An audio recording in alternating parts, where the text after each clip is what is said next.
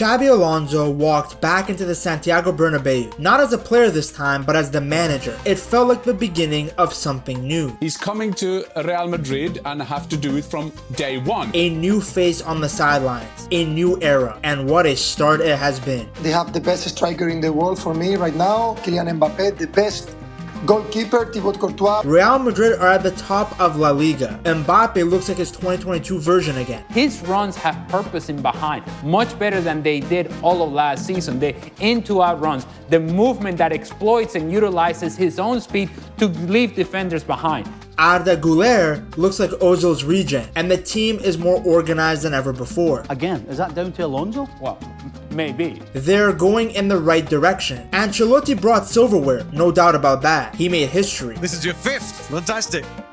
I am a record man. That eyebrow is legendary. But through it all, there was always this quiet question. Is he getting outclassed tactically? Against Flick's Barca, the gap began to show. Real Madrid realized they needed more than just experience. They needed a mind that could match the best tacticians in the world. And now they have one. Alonso had shown both at Leverkusen and during his career as a player that his footballing IQ is above everyone else. He's a symbol. He's a player who once wore the badge with pride. A Galactico who lifted trophies and earned the love of the Bernabeu faithful. Cause that crowd is tough to satisfy. Why do fans boo him or whistle at him? Because we are the most demanding fans in the world. We just want everybody to be the best players and the most committed. Bad performances are booed. There are high expectations. So the fact that Alonso is so universally loved by them shows just how good he was. He knows the weight of the shirt. He knows what it means to win at Madrid. And now as the man in charge, he brings with him not just a brilliant football brain, but the heart of someone who's always understood what Real Madrid is about. You see, Alonso had a lasting impact on Real Madrid long before he ever made the decision of getting into coaching. When he arrived at the club in the summer of 2009, he wasn't just another signing. He was already a European champion, a player who had proven his worth on the biggest stage. It's Xabi Alonso!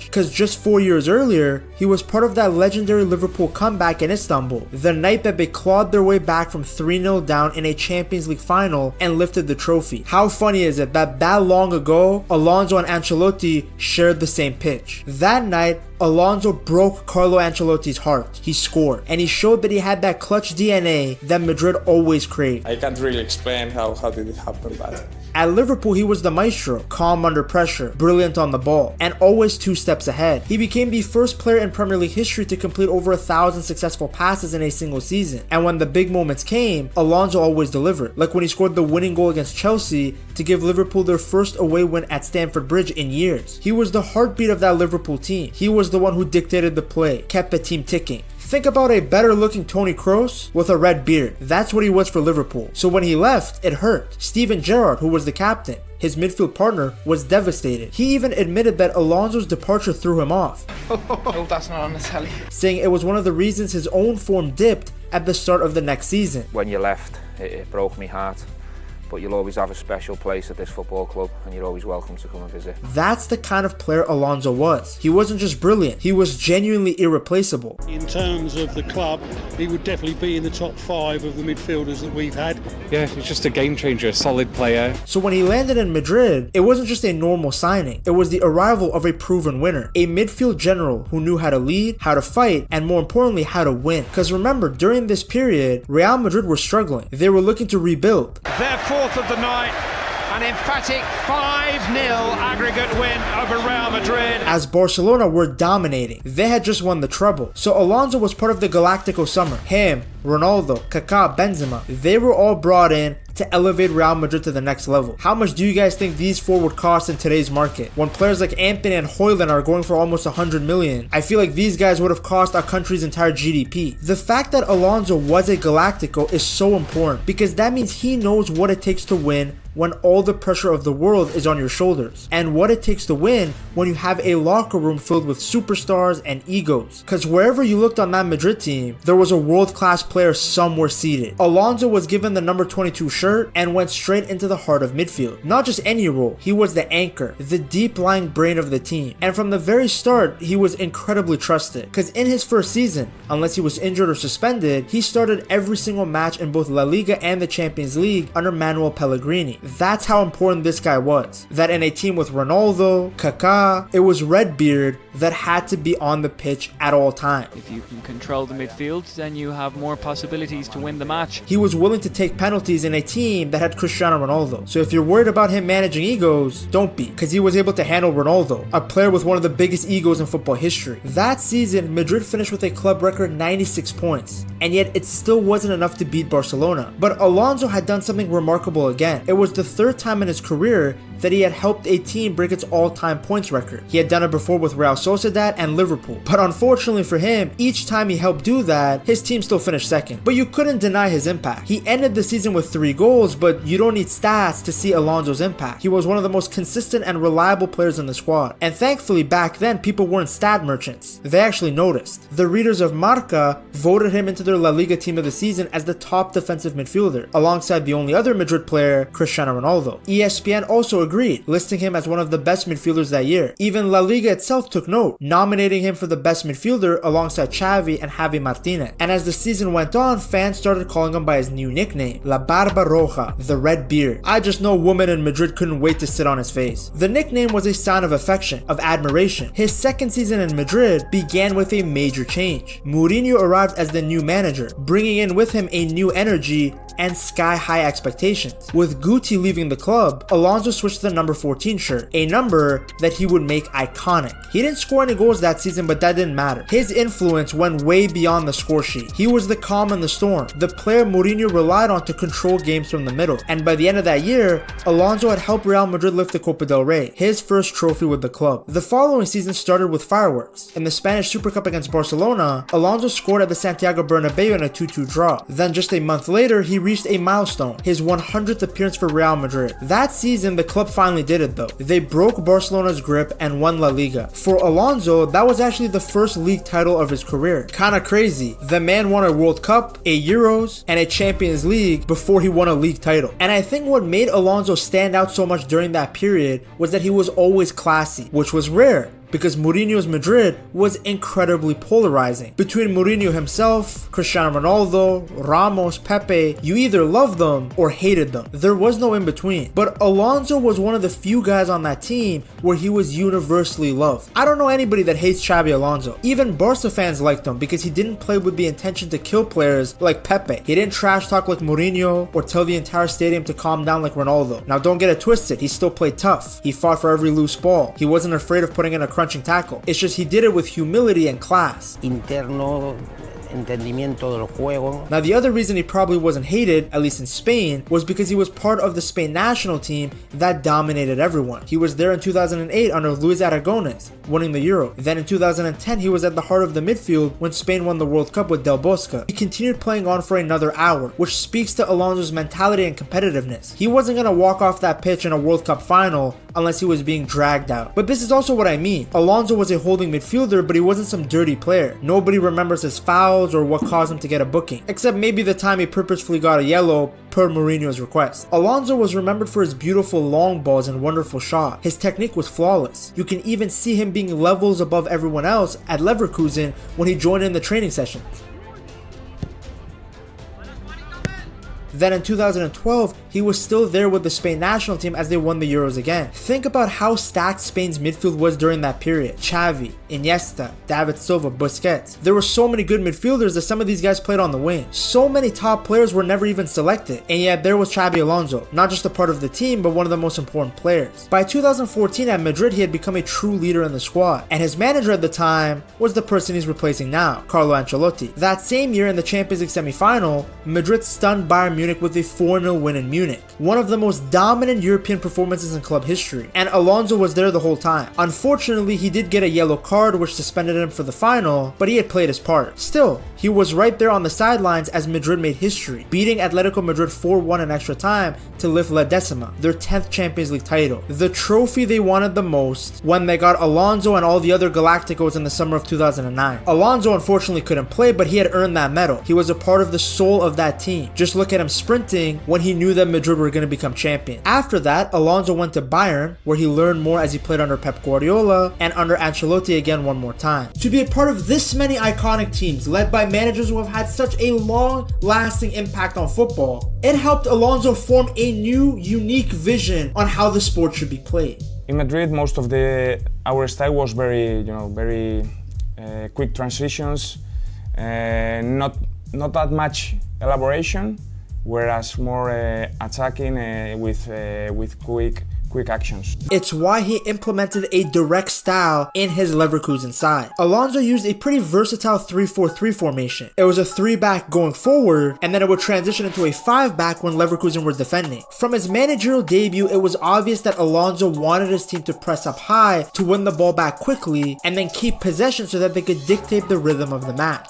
That day, they dominated Schalke with a resounding 4-0 win. The win showcased the talent of two young standout stars, Jeremy Frimpong and Moussa Diaby. It was a performance that made a bold statement. The duo of Frimpong and Diaby proved instrumental the entire season, because their speed meant that the box was always packed with players during fast breaks. It's also the reason why the fullbacks had so many assists. Another big reason for Leverkusen's success was getting Florian Wirtz back. Having a player who can score and create, well, it gives a big boost to the team. Under Alonso, Wirtz became one of the best young players in the world. Goals in big games, moments of magic. Now imagine Alonso having the same impact on Arda Güler, another young phenom who is super creative and has a boatload of talent. As the season went on at Leverkusen, Alonso's tactics began to change, and he really made a focus on playing an attractive brand of football. After all, this is a guy who was part of some of the best teams that the sport has ever seen. The majority of the teams he was on as a player dominated possession. Whether it was the World Cup winning Spain team or the Bayern sides he played on under Pep, he was used to having the ball. But after his first Champions League game in charge, he realized that as a manager, he needs to be more tactically flexible. Against Porto, Leverkusen dominated possession and had 17 shots to Porto's 5, but they lost 3-0. This was when Alonso began to put extra focus on counterattacks and being defensively stable. Another moment that reminded Alonso the importance of being pragmatic was the semi-final of the Europa League. Alonso went face to face with one of his greatest mentors, Jose Mourinho. In the first match, Mourinho's team stayed true to their counterattacking strategy, typical Mourinho ball, and it worked. They secured a slim 1-0 win in Rome. The second match was classic Mourinho. His Roma team played the most haram low block possible in Leverkusen, managing to secure a 0-0 draw and advance despite the game being heavily dominated by Leverkusen. Alonso's side took 23 shots at goal, while Roma only made one attempt, which didn't even hit the target. But for Alonso, it was a lesson, and that's what makes Alonso so great, is that he's a student of the game. He learned from that experience and focused on making a more dynamic system that actually balances possession with a counter-attacking threat, because he didn't want to keep losing games where he dominated possession. The point of the game is to score, not to keep the ball as long as possible. In the next few games, Leverkusen still focused on controlling the middle of the field, but now in other matches, they were able to play defensively, waiting for the other team to make a move and then quickly attacking using their fast players. Alonso had learned from his mistakes. As the seasons went by, he slowly integrated a more traditional Spanish playstyle focused on possession, without compromising the directness that has brought them so much success. This is the first time in a while that Madrid have had a manager who has a clear tactical identity. He has spoken multiple times about how he wants his team to play. That reading of the game,